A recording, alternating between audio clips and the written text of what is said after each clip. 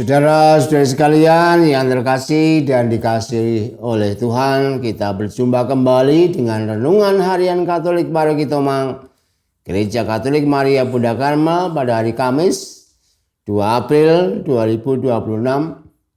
Hari ini kita akan merenungkan tentang Kamis Putih yang didasarkan atas teks Injil Yohanes bab 13 ayat 1-15.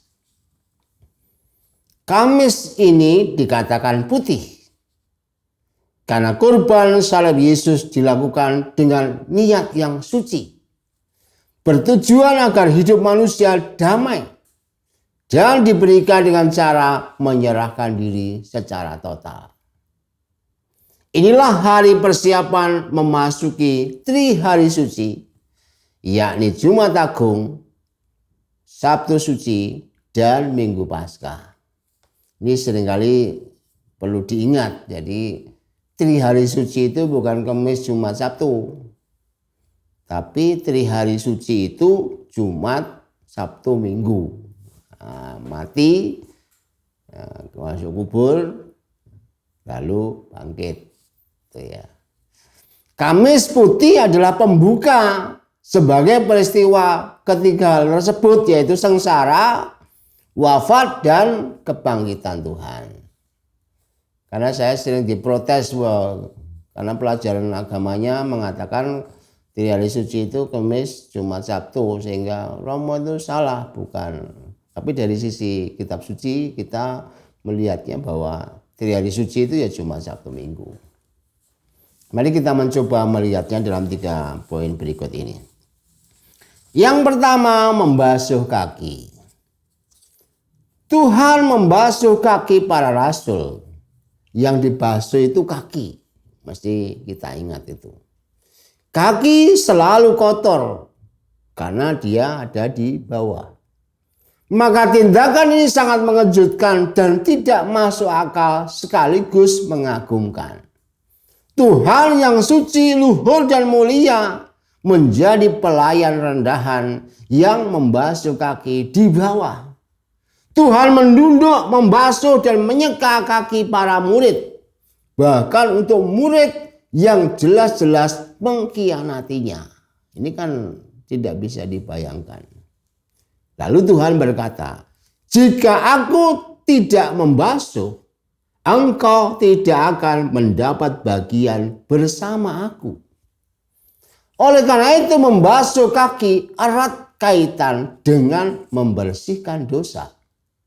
Kita yang mengotori diri, Tuhan yang membasuhnya. Kita yang berdosa, Tuhan yang menanggung derita. Inilah tindakan Tuhan yang dalam konteks lain disebut Maharahim.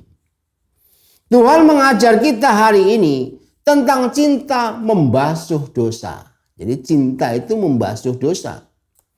Cinta ini tidak sekedar mengampuni, tetapi membasuh. Membasuh itu juga menghapus. Menghapus itu juga membersihkan dosa. Ini adalah arti yang sedemikian mendalam. Dengan membasuh dan membersihkan, itu berarti kita menanggung beban dosa dari kesalahan orang lain. Itulah cinta yang sesungguhnya. Kadang kita ini mencintai, tapi tidak berani menanggung kesalahan orang. Padahal cinta yang sesungguhnya adalah cinta yang membasuh.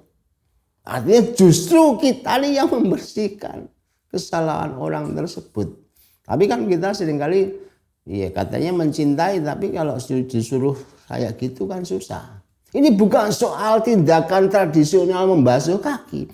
Ini persoalan bahwa dalam sebuah pengampunan itu ternyata mesti ada yang namanya menghapus. Sayalah yang menghapus dosamu. Nah, itu sangat bisa diekspresikan dalam kehidupan sehari-hari di dalam keluarga ataupun dimanapun itu akan terjadi. Cinta itu membasuh. Lalu yang berikutnya adalah Ekaristi.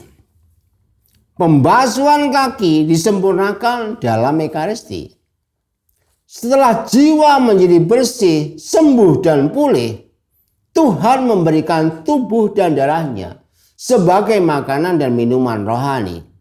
Tuhan tidak hanya berkorban untuk membebaskan kita dari dosa, tetapi juga menguatkan dan menyegarkan jiwa. Inilah makanan dan minuman rohani yang memberi hidup abadi. Oleh karena itu setiap kali merayakan Ekaristi sebenarnya kita ini dihidupkan, dipulihkan, dan disucikan oleh Tuhan. Kita yang seringkali berdosa diampuni lewat Ekaristi. Kita yang mudah lemah dikuatkan di dalam Ekaristi. Kita yang acap kali menyeleweng dibetulkan lagi dengan kehadiran Yesus melalui Ekaristi. Ekaristi selalu memberikan kekuatan kepada setiap orang yang telah dibasuh oleh Tuhan. Kan misalnya ketika kita sudah dibasuh kan kita jalan kotor lagi. Kan bisa begitu. Maka disinilah fungsinya bahwa Ekaristi menjadi penting penerusan dari pembasuhan kaki. Tuhan meminta agar Ekaristi dilakukan sepanjang hidup. Sehingga kita bisa mengenangkan tindakan belas kasih Tuhan bagi hidup kita. Tuhan yang mengorbankan dirinya kita hadirkan setiap saat. Supaya kemudian terus menerus mendapatkan pembersihan, penguatan, dan mendapatkan hidup. Menerima Ekaristi berarti menerima kekuatan dalam mengalahkan kekuasaan kegelapan dan hidup di dalam cahaya Tuhan. Maka menjadi jelas bahwa pembasuhan kaki tadi akhirnya diteruskan dengan Ekaristi. Tetapi yang menarik lagi dalam ini adalah setelah Ekaristi pada poin yang ketiga, Yesus pergi ke Taman Getsemani. Setelah mengadakan perjamuan malam terakhir, Yesus kemudian mengajak murid-muridnya untuk berjaga dan berdoa di Taman Getsemani. Di taman itu hati Yesus bergolak kuat, pembuluh darah pun pecah, keringatnya muncul bercik darah. Sebagaimana dahulu dalam lapar dan haus dia digoda iblis di padang gurun, kini dalam sepi sendiri dia digoda untuk membatalkan penebusan lewat salib. Jadi kenapa di dalam Injil pada bagian Yesus digoda di padang gurun tersebut, di situ disebutkan bahwa setan mundur sementara dan mencari waktu yang tepat. Nah ini waktu yang tepat. Ketika Yesus dalam kesendirian menghadapi tantangan kematian yang kejam, disitulah dia digoda untuk membatalkan itu. Dalam tekanan hidup yang begitu berat dan hebat, Yesus bertekad dengan mengatakan, "Bapa, apabila cawan ini tidak mungkin berlalu kecuali bila aku minum, terjadilah kehendak-Mu." Di atas bukit yang sepi, di tengah beban berat menghadapi salib, saat ditinggalkan oleh para muridnya tidur, Yesus justru menemukan kekuatan untuk taat dan setia kepada Bapa. Mengapa Yesus taat dan setia justru ketika dalam situasi yang seperti itu? Disinilah letak harapan. Yesus memuncaki hidup sebagai peziarah pengharapan dengan sengsara di salib. Ia menempatkan keselamatan manusia sebagai tujuan utamanya. Dari situ dia berharap kepada Bapa yang memuliakannya melalui salib.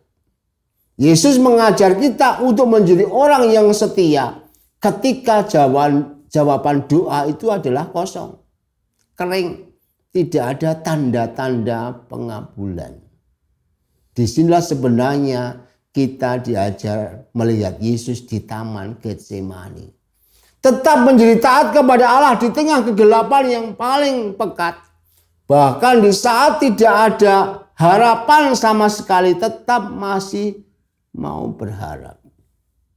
Tuhan mengajar kita untuk tetap siaga dalam doa dan berharap pada belas kasih Tuhan meskipun seakan-akan tidak ada harapan. Jadi ini menjadi harapan di tengah tidak ada harapan. Hanya ketika harapan itu masih ada, kita akan hidup. Iman tanpa harapan, sekecil apapun, sebenarnya iman itu telah mati. Oleh karena itu, ketika peristiwa tersebut di atas menjadi begitu indah, sebab kita melihat Tuhan Yesus yang Maha Rahim mau menghapus dosa-dosa kita. Tuhan yang Maha Kasih berkenan memberikan tubuh dan darahnya, dan Tuhan sumber pengharapan menjadikan kita taat dan setia. Semoga dengan demikian kita bisa memaknai bahwa Kamis ini pada akhirnya benar-benar putih. Sehingga apapun yang terjadi, mati pun yang terjadi, tetap berujung pada kemuliaan yang putih. Mari kita renungkan, semoga Tuhan memberkati kita.